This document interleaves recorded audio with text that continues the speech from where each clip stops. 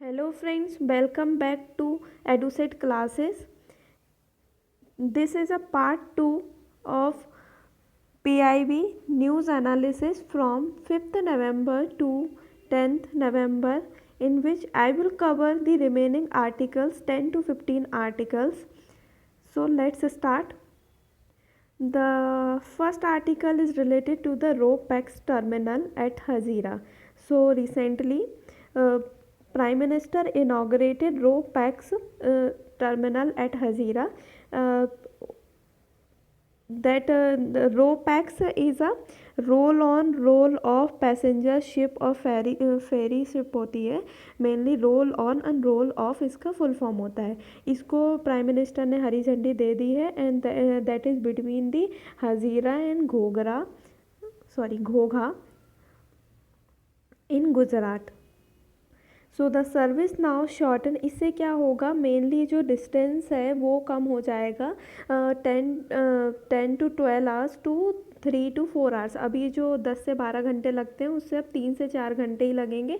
जिससे हमें क्या होगा कि एक तो जो पेरिसेबल गुड्स होती है लाइक सॉरी फ्रूट्स हो गया, वेजिटेबल्स, मिल्क इनको है ना, अगर ज़्यादा टाइम तक ये नहीं रहती, ख़राब हो जाती है ना, तो इसलिए इनको भी अब हम ट्रांसपोर्ट कर सकते हैं इजीली. सेकेंडली हमें ना इससे पॉल्यूशन भी कम हो जाएगा. Okay, so it is a second such ferry service to be launched by Prime Minister after the Ghoga Dahej road route 3 year ago, which is now defunctional. So अभी क्या है, ये सेकंड फेरी सर्विसेज है. इसके पहले घोघा दहेज रूट सर्विस थी 3 साल पहले जिसको लॉन्च किया था.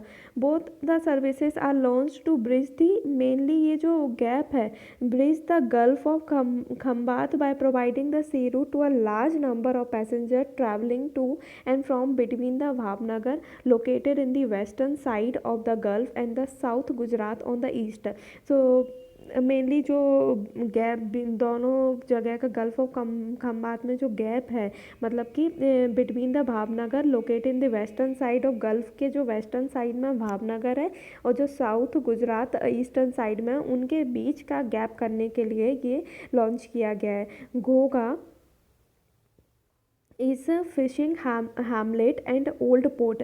तो इसमें जो घोघा है वो फिशिंग हैमलेट है और ओल्ड पोर्ट है, और जो हजीरा है that is the commercial green field port है. तो इसको मेनली कनेक्ट करेगा ये, और इससे जो ट्रैवल टाइम है वो भी कम हो जाएगा. 3 से 4 घंटे लगेंगे, जो earlier it takes 10 to 12 hours. So India's first chemical terminal was establish. ये एडिशनल इन्फॉर्मेशन है कि इंडिया का फर्स्ट केमिकल टर्मिनल इस्टेब्लिश किया गया था दहेज में, Bharuch district of Gujarat. Next news item is related to the MSP, minimum support price. MSP continuously news में रहता है, तो देख लेते हैं MSP होता क्या है. MSP is a market intervention as a result of which government of India ensures protection against any sharp fall in the farm price. क्या होता है, कभी कभी जो फार्मर्स की क्रॉप होती है उसमें इतना ज़्यादा प्राइस में शॉर्टफॉल हो जाता है, लाइक बहुत ही 1-2 रुपये किलो मिलेंगी चीज़ें, ठीक है, जैसे वेजिटेबल्स हुआ बहुत कम रेट्स पर मिलते हैं, जिससे कि उनका जो उसको कल्टीवेट करने में, उनको जो फसल उगाने में जितना भी खर्च हुआ था वो भी उनको रिकवर नहीं हो पाता है. तो इसके लिए minimum support price government announce करती है at the beginning of sowing season. So it is announced by the government of India at the beginning of sowing season. जब वो उगाते हैं, बोते हैं, उस टाइम पे उसकी स्टार्टिंग में ही गवर्नमेंट अनाउंस कर देती है MSP as a result of the recommendation. और MSP को रिकमेंडेशन कौन देता है, commission for agricultural cost and price, CACP इसका रिकमेंडेशन देती है. That is very much important कि रिकमेंडेशन जो होता है MSP का वो CACP देती है. इसमें कौन कौन सी क्रॉप्स कवर की जाती हैं, तो इसमें basically 22 crops I think cover की जाती हैं, 22 ही हैं, जिसमें फर्स्ट सीरियल्स हैं. तो ये सीरियल्स में इसमें एग्ज़ाम में पूछ लेते हैं directly which of the following crops covers under MSP. तो देखो सीरियल्स में अगर हम बात करें तो 7 सीरियल्स हैं: paddy, wheat, barley, jowar, bajra, maize and ragi. So paddy, wheat, barley, jowar, bajra, maize and रागी ये सीरियल्स हैं। पल्सेस में अगर बात करें तो 5 पल्सेस हैं, ग्राम, तुअर, मूंग, उड़द एंड लेंटिल। ऑयल सीड की अगर हम बात करें तो ऑयल सीड में कौन कौन से हैं, groundnut, rapeseed, mustard जिसको बोलते हैं, toria, soybean, sunflower seed, sesamum sesamum and sunflower seed and niger seed. ठीक है, उसके अलावा जो रॉ कॉटन भी इसमें कवर किया जाता है, रॉ जूट भी कवर किया जाता है। ठीक है, copra, dehusked, coconut, sugarcane को फेयर एंड रिम्यूनरेटिव प्राइस के नाम से अनाउंस करते हैं। And the Virginia flue cured जो होता है, VFC टबैको जो होता है उसको कवर किया जाता है। सो क्या क्या है इसमें, मेन पल्सेस हैं, सीरियल्स हैं, 7 सीरियल्स हैं, सीरियल्स में 7 है, पल्सेस 5 पल्सेस हैं। ठीक है, उसके बाद ऑयल सीड है, then raw cotton, jute, copra, dehusked, coconut, sugarcane, Virginia flue cured, VFC tobacco जो है ये इसके अंदर आते हैं। It is approved by the, इसको अप्रूवल कौन देता है, cabinet committee on economic affairs. While the जो fair and free and remunerative price जो है is given for the sugarcane के लिए, हमने बताया ना शुगर केन के लिए fair, free and remunerative price दिया जाता है। और जो इसको अप्रूवल कौन करता है, cabinet committee on economic affairs इसको अप्रूवल देता है। और रिकमेंडेशन किसने दिया था, commission for agricultural cost and prices, CACP। Next news item is related to the prime minister inaugurates Sardar Vallabh Bhai Patel zoological park. तो प्राइम मिनिस्टर ने जो हमारे ऑनरेबल प्राइम मिनिस्टर हैं उन्होंने Sardar Patel zoological park opening की थी इन केवादिया में। केवादिया कहाँ पे, he dedicated to the nation in 17 project under the integrated development of Kevadia and paid laid to foundation stone for the 4 new project के लिए। तो उसमें प्रोजेक्ट में कौन कौन से प्रोजेक्ट इंक्लूड है, नेविगेशन चैनल हो गया, न्यू गोरा ब्रिज हो गया, गुरुदेश्वर वेयर हो गया, गवर्नमेंट क्वार्टर्स हो गया, बस बे, ये बहुत सारे ये सब प्रोजेक्ट इंक्लूड है। ठीक है, next news item is related to the Uttarakhand statehood day. तो 9 नवंबर को इस उत्तराखंड दिवस मनाया जाता है। It was formed on the 9 November 2000 में after the bifurcating from the Uttar Pradesh. तो ये कि उत्तराखंड किससे अलग होके बना था, उत्तर प्रदेश से। ठीक है, reorganisation Uttar Pradesh reorganisation act 2000 में। The state was initially Uttaranchal बोलते थे, लेटर इसको 2007 में इसको उत्तराखंड बोलने लगे थे। First demand for separate state of Uttarakhand was made in 1897। तो पहली बार जो उत्तराखंड को सेपरेट स्टेट बनाने की डिमांड 1897 में हुई थी। कि the demand became mass movement in 1990 में इसको, मतलब एक मास मूवमेंट में बन गया था ये, बहुत ज़्यादा लोग एग्रेसिवली डिमांड करने लगे थे, which culminated in the formation of state in 2000 में इसको एक स्टेटहुड बना दिया। ठीक है, next news is 15 finance commission ने एक रिपोर्ट सबमिट की है for 2021 to 22 to 25 to 26 to the president को। So the commission was asked to give a recommendation on many unique and wide ranging issues in its term of reference apart from the vertical and horizontal tax डिवॉल्यूशन। हमें पता है कि अब central state के बीच में vertical और horizontal tax devolution होता है। Local government grant, disaster management grant commission, the commission was also asked to examine and recommend the performance incentives for the state in many area like power sector, adoption of DBT, solid waste management. तो इन्होंने mainly ये बोला है कि है ना, अभी vertical and horizontal tax devolution होता है, लोकल गवर्नमेंट ग्रांट दिया जाता है, डिजास्टर मैनेजमेंट ग्रांट एंड ये सब तो दिए जाते हैं। इसके अलावा आप है ना परफॉर्मेंस इंसेंटिव्स भी इसमें इंक्लूड कर दो फॉर द स्टेट्स के लिए। इंडी अगर लाइक कोई सेक्टर कोई स्टेट अच्छा काम कर रहा है पावर सेक्टर में, adoption of DBT direct benefit transfer solid waste management में, अगर स्टेट अच्छा काम कर रहे हैं तो उनके परफॉर्मेंस इंसेंटिव दिया जाएगा उनको। ठीक है, तो ये एक अच्छा स्टेप है जिससे कि स्टेट्स के बीच में कंपटीशन बढ़ेगा और वो और ज़्यादा कोशिश करेंगे और ज़्यादा पॉलिसीज़ को इफेक्टिवली इम्प्लीमेंट करेंगे जिससे कि उनको एडिशनल इंसेंटिव्स मिल जाए।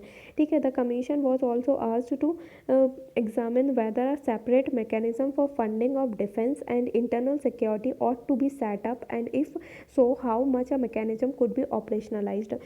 So another उन्होंने ये बोला है रिकमेंडेशन मांगी कमीशन ने ये बोला है कि आप एग्जामिन करो कि क्या हमको है ना separate mechanism for funding of the defence को फंडिंग देने के लिए सेपरेट मैकेनिज्म लेके आना चाहिए और इंटरनल सिक्योरिटी के लिए। ठीक है, और अगर हाँ तो है ना किस तरीके से इसको पूरा ऑपरेशनलाइज किया जाएगा। नेक्स्ट एन के सिंह पैनल जो है वो फाइनेंस कमीशन के चेयरमैन है। Next news item is related to the India mobile congress 2020। तो अभी इंडिया मोबाइल कांग्रेस जो the ministry of state for communication Education and Electronics and Information Technology announced the fourth edition of Indian Mobile Congress 2020। Video message मतलब कि एक है ना इनका conference organise की गई थी इंडिया मोबाइल कांग्रेस 2020। सो क्या है India mobile congress 2020? It is scheduled to be held in December virtually on the account of pandemic। The event is jointly organized। किसने ऑर्गेनाइज किया है इवेंट को? Department of telecommunication and cellular operator association of India, कोल जो है cellular operator association of India. तो India mobile congress जो है that was jointly organized by Department of Telecommunication and Cellular Operator Association of India। इसमें more than 50 countries के delegates participate करते हैं। ठीक है, और थीम इस बार की क्या the theme for IMC 2020 is inclusive innovation smart secure and sustainable. तो इनका मेन थीम है कि inclusive innovation smart secure and sustainable. The event will witness the coming together of some of the top industry regulator policy maker साथ में मिलके साथ में एक साथ मिलते हैं और डिस्कशन होता है। It include participation from various ministries के जो वेरियस मिनिस्ट्रीज़ हैं वो पार्टिसिपेट करती है। टेलीकम्युनिकेशन के CEO हो गए, ग्लोबल CEO हो गए, expert in SG broadcasting, SG enterprise, ये सारे लोग इसमें पार्टिसिपेट करते the largest digital technology forum.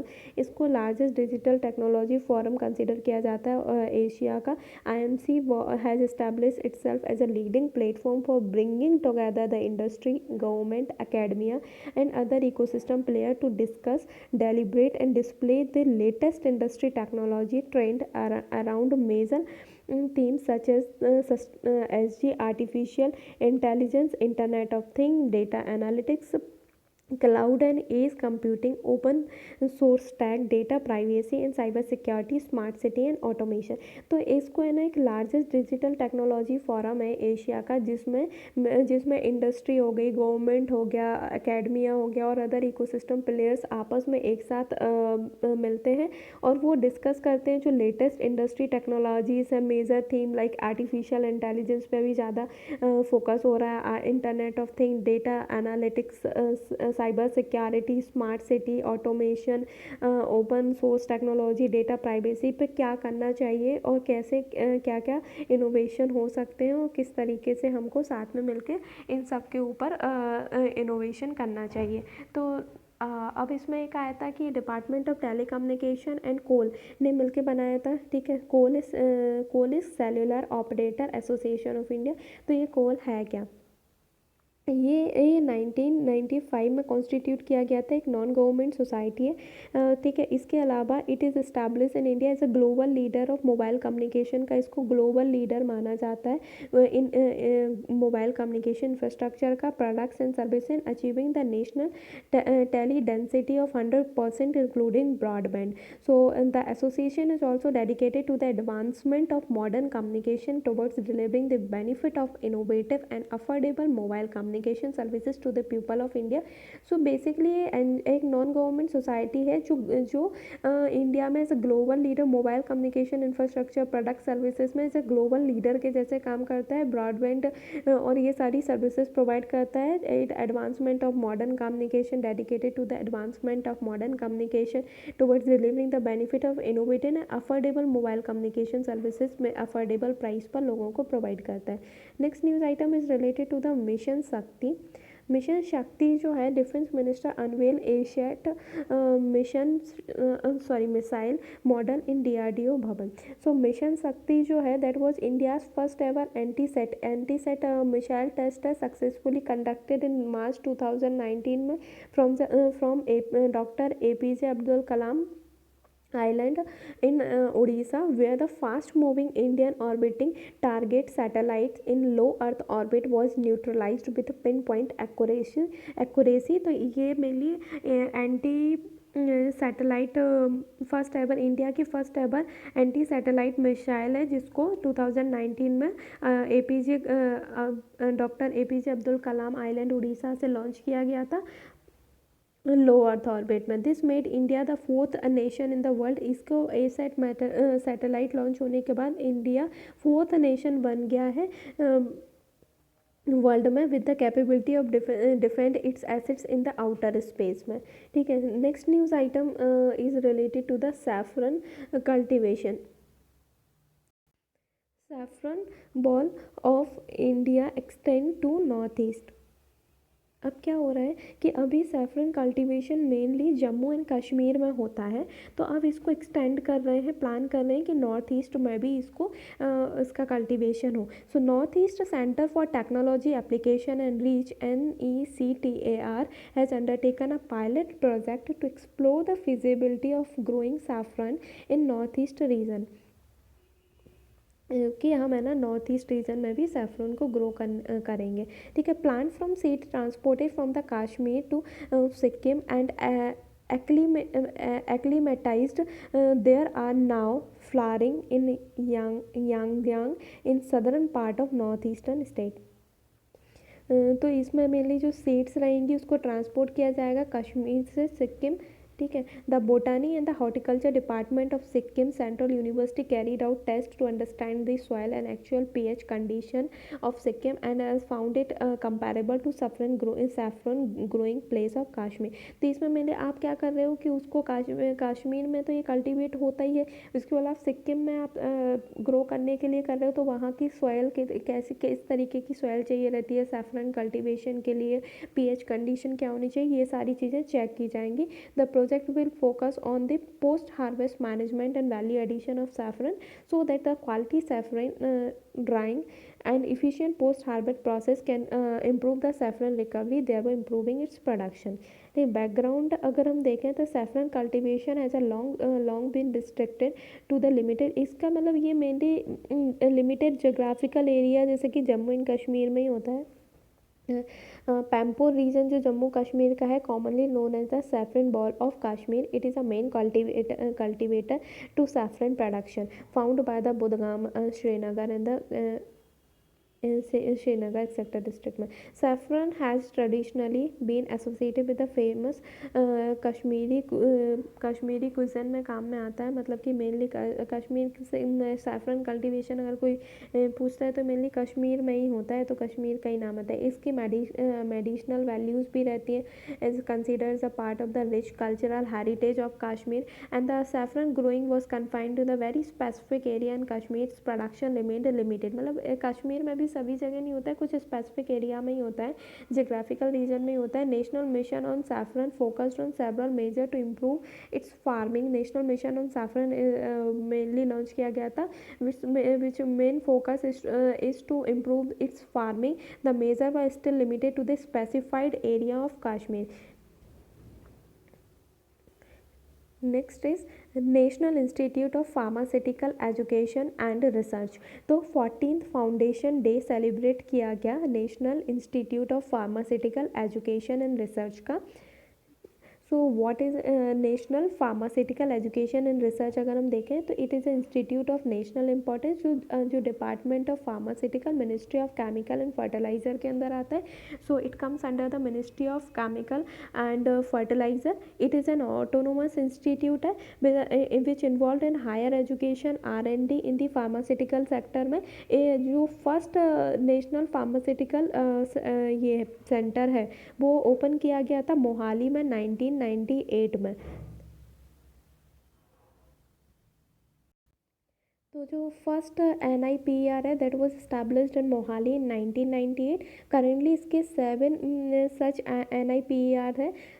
कौन कौन सी जगह पे है? National institute of pharmaceutical education research के करेंटली 7 ऑफिसेस हैं. ठीक है. एक अहमदाबाद में है, अहमदाबाद, कोलकाता, हैदराबाद, हाजीपुर, गुवाहाटी एंड रायबरेली. एंड 6 जिसमें से 6 2007 में ही इस्टेब्लिश हो गए थे. एंड जो नेशनल इंस्टीट्यूट ऑफ फार्मास्यूटिकल है that was a member of association of Indian university and the association of Commonwealth university के भी मेंबर है. Thrust area research and development करना है, इंक्लूड ट्यूबरकुलोसिस हो गया, मलेरिया, डायबिटीज़, इन सब के ऊपर रिसर्च करना है. Next news is national education day. So 11 नवंबर को क्या होता है? नेशनल एजुकेशन डे सेलिब्रेट किया जाता है. मेनली किसकी बर्थ एनिवर्सरी पर? जो फर्स्ट एजुकेशन मिनिस्टर हमारे थे मौलाना अबुल कलाम आज़ाद की बर्थ एनिवर्सरी पर 11 नवंबर को नेशनल एजुकेशन डे सेलिब्रेट किया जाता है. ये एजुकेशन मिनिस्टर 1947 से 1958 तक रहे थे. आज़ाद मेड सेवरल सिग्निफिकेंट और इन्होंने बहुत ज़्यादा कॉन्ट्रीब्यूशन किया था एजुकेशन की फील्ड में. HRD मिनिस्टर जो हैं हमारे करेंटली द एजुकेशन मिनिस्ट्री जिसको अपन HRD मिनिस्ट्री का एज अ नाम अभी एजुकेशन मिनिस्ट्री कर दिया गया ना, institutionalise the observance of the national education day 2008 से में ये ऑब्जर्वेंस मतलब कि ये नेशनल एजुकेशन डे 2008 से सेलिब्रेट हो रहा है. Next news is related to the Hunar Haat. तो हुनर हाट क्या है?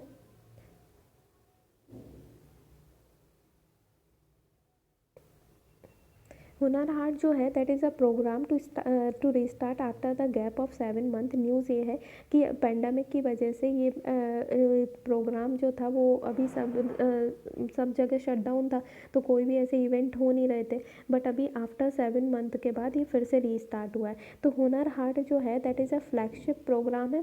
Most important ministry of minority affairs के अंदर आता है. It's main purpose is to create employment opportunity for artisans across India. So Hunar Haat is an exhibition of handicraft. इसमें जो ट्राइबल पॉपुलेशन रहती है उनके वो हैंडीक्राफ्ट वगैरह का एग्जीबिशन होता है. उसमें जो हैंडमेड प्रोडक्ट्स रहते हैं, ट्रेडिशनल प्रोडक्ट्स रहते हैं, उनको शोकेस किया जाता है बाय द माइनॉरिटी कम्युनिटी के द्वारा. It was organise by the minority affairs के द्वारा. कौन सी स्कीम के अंदर? उस्ताद एक स्कीम है. अगर कोई पूछे उस्ताद स्कीम किससे रिलेटेड है तो वो हमारी ये हुनर हाट जो मिनिस्ट्री ऑफ माइनॉरिटी के अंदर आती है जिसमें जो ट्रेडिशनल ट्राइबल पीपल्स हैं उनकी जो हैंडमेड और ट्रेडिशनल प्रोडक्ट हैं उनको शोकेस किया जाता है. उस्ताद का फुल फॉर्म क्या है? Upgrading the skill and training in traditional art craft for development.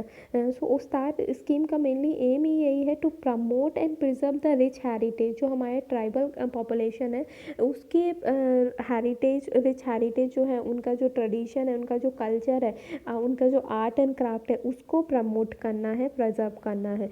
और इसलिए हुनर हाट एक फ्लैगशिप प्रोग्राम ऑर्गेनाइज किया जाता है. ठीक है. और जो हुनर हाट जो एम है इसका टू प्रोवाइड मार्केट एक्सपोजर. इसमें हुनर हाट एग्जीबिशन के थ्रू उनके जो हैंडमेड प्रोडक्ट्स हैं, ट्रेडिशनल प्रोडक्ट हैं, उनको एक मार्केट एक्सपोजर दिया जाता है जिससे उनको एम्प्लॉयमेंट अपॉर्चुनिटी बढ़ती है, लाइवलीहुड बढ़ती है to the artisans, craftsman and the traditional culinary expert. It envisages boosting the skill of craftsmen, weaver and artisan who are already engaged in the traditional ancestral work में जो already engaged है उसको और boost मिलता है.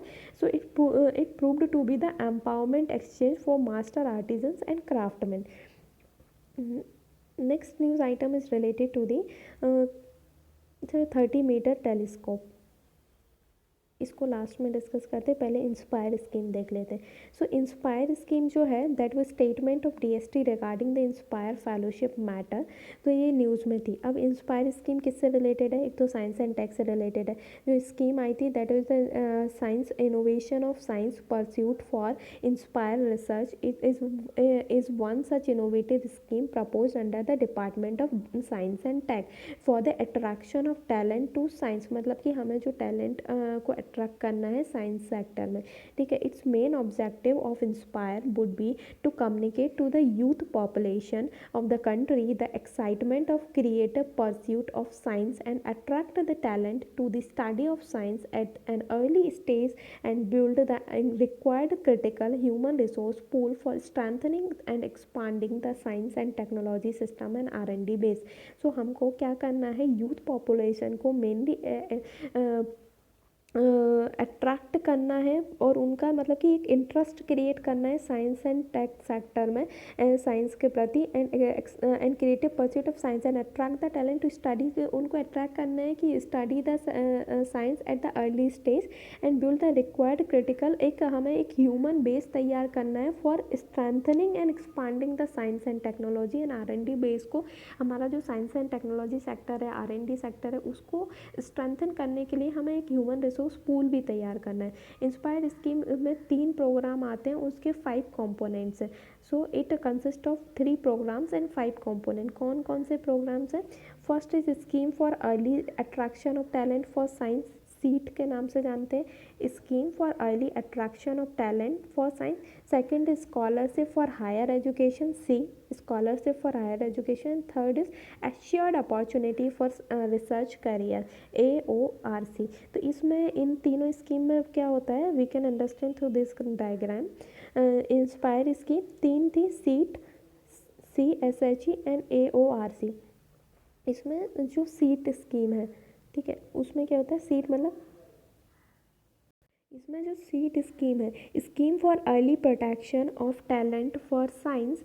तो इसमें क्या होगा कि हम है ना क्या कर रहे हैं? Attraction of talent for science के लिए अर्ली अट्रैक्ट लोगों को अट्रैक्ट कर रहे हैं कि दे शुड, एक मिनट। तो इसमें हम क्या कर रहे हैं? सीट के अंदर हम क्या कर रहे हैं कि जो यूथ है उनको अट्रैक्ट कर रहे हैं जिससे कि उनका इंटरेस्ट बढ़े साइंस एंड टेक में। तो इसके लिए इंस्पायर, इसके अवार्ड दिए जाते हैं, मानक अवार्ड दिया जाता है और इनको इंटर्नशिप प्रोवाइड की जाती है। Second is the scholarship for higher education, C. इसमें क्या होता है कि इसको स्कॉलरशिप दी जाती है अगर कोई higher education science and tech के साइंस की फील्ड में जाना चाहता है तो उसको इंस्पायर किया जाएगा और उनको स्कॉलरशिप दी जाएगी। And third is assured opportunity for research career, आपको है ना इंस्पायर फेलोशिप प्रोवाइड की जाएगी और इंस्पायर फैकल्टी रहेंगे इसमें, ठीक है। क्योंकि अभी हमने देखा है कि हमारे जो इंडियन साइंटिस्ट वगैरह रहते हैं या फिर है ना लोग यहाँ से इंडिया में पढ़ के बाहर में रिसर्च करने चले जाते हैं, जो डॉक्टर्स हैं, साइंटिस्ट हैं, तो अपना जो है ना हमारा वेल्थ ड्रेन होता है इससे, ठीक है। तो इसको ड्रेन ऑफ वेल्थ कहते हैं। तो अपना जो वेल्थ है उसको इंडिया में ही रखने के लिए, उसमें इंडिया में ही ऐसी अपॉर्चुनिटी क्रिएट करना जिससे कि उन्हें बाहर जाने की ज़रूरत ना पड़े और उनको प्रॉपर जो भी उनका उन्हें अवार्ड्स दिए जाएं, उनको इंसेंटिवाइज किया जाए, जिससे जिससे कि वो इंडिया में ही काम करें। The government of India approved this scheme into, ये स्कीम जो थी उसको 2008 में अप्रूव किया गया था 11th 5 ईयर प्लान के थ्रू। Last news item is related to the 30-meter telescope. 30-meter telescope, तो इसमें क्या है? अभी कॉन्टेक्स्ट इसका ये है कि Indian astronomer collaborated with the 2020 physics Nobel laureate professor Andrea Ghes of the 30-meter telescope project के लिए हमने क्या किया है कि कोलैबोरेट किया है इंडियन एस्ट्रोनॉमर ने, जो नोबेल लॉरिएट थे फिजिक्स के 2020 के, एंड्रिया घेस के साथ, ठीक है। अब ये 30-meter टेलीस्कोप, अब हम 30 मीटर टेलीस्कोप के बारे में जान लेते हैं। It is astronomical observatory with extremely large telescope. Extremely large telescope है। इसको कौन कौन फंड कर रहा है? It international project being funded by scientific organisation. कहाँ कहाँ के ऑर्गेनाइजेशन है? Canada, China, India, Japan and USA. कहाँ से? फाइव कंट्रीज हैं, Canada, China, India, Japan and USA. इसको फंडिंग प्रोवाइड कर रहा है। ठीक है, इनकी जो साइंटिफिक ऑर्गेनाइजेशन है। और ये कहाँ पर जो टीएमटी है, 30 मीटर टेलीस्कोप है, इसको कहाँ पे सेटअप करने की बात हो रही है? मोआना किया आइलैंड है, हवाईयन जो आइलैंड है यूएसए का, पैसिफिक ओशियन में, वहाँ पर इसको सेटअप करने की बात कर रही है, की जा रही है, जिसका purpose is design for the its purpose is designed for the near ultraviolet to mid infrared observation featuring adaptive optics to assist in correcting image blur।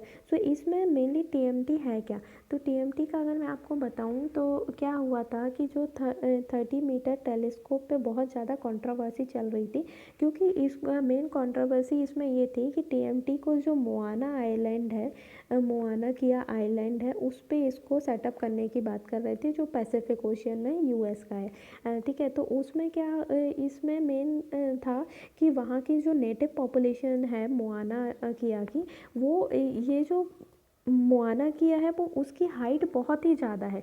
इसकी हाइट अगर हम देखें तो अगर it's height from ocean is approx 33,000 feet. ठीक है, तो इतना हाइट। और ये अगर देखा जाए तो मोआना किया जो है वो 1 मिलियन ईयर ओल्ड है। मतलब इसका अगर एज देखें तो ये 10 लाख साल पुराना है।